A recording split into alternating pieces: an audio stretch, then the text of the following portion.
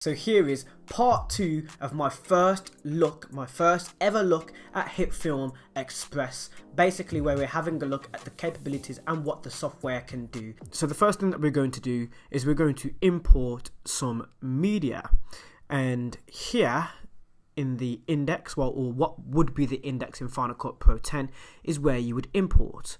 So I'm going to click on, if we click on the folder, it says import media. You can see that there, but there's actually a drop menu there. So it says import special media.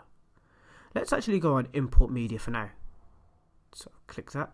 Here we go. I've already got a folder that I've created. It's called stock for hit. I'm going to actually import one at a time, and then I'm going to try and import this still image and some audio music as well at the same time. So for now, we're going to click open on this video production stock footage.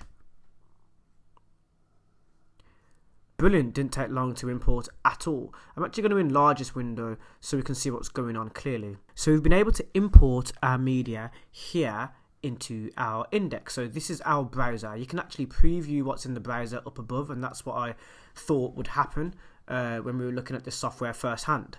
So our media is here. Now let's try and see what happens when we drag this media stock footage into the timeline. So I'm going to try and drag it into the audio and video. So there we go. The audio is actually in a separate track to the video, as there are two layers created, one for audio and one for video. Let's see what this message says. The editor sequence setting differs to the clip you are adding. Do you want to change the editor sequence setting to match the clip? So basically, if this video footage here is 720, which it is, and you have started a project off in 1080, then you can actually switch the properties of this whole entire project to suit the first media clip that you import. Do we want to do this? For now, I'm actually going to click yes. The reason why I've clicked yes is because it's much easier for a beginner to start a project based on the size of the video you are importing, because most of the time it will be footage that you've recorded on a mobile phone or a camera, and that will be set in the resolution that you would normally want. If you want it to differ, you may need to transform this piece of media, and that is just a little bit more advanced than what is needed for beginners.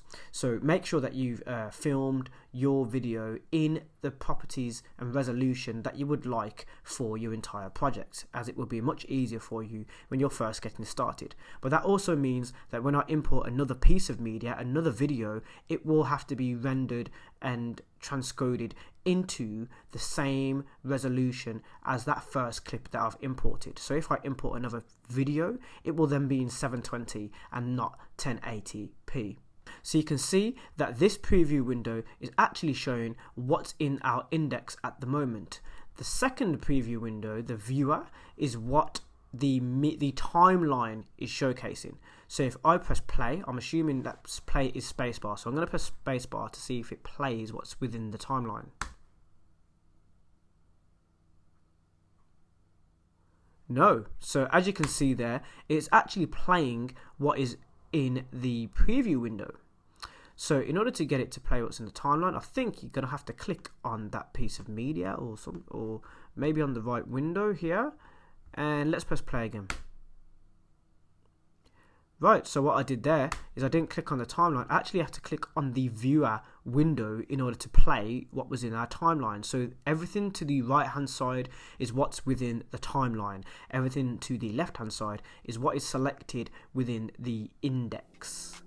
So that was part 2, and we're not done yet. We've got more coming up. It's going to be really interesting. It's well worth watching these videos all the way through. If there's any questions that you have about Hitfilm Express, obviously I have the software now. I'll be looking into it in further detail, and I'll be also making tutorials as well, applying what I already know about video editing and post-production editing as a professional to the software, and showing you what you can do with the software as well in the process.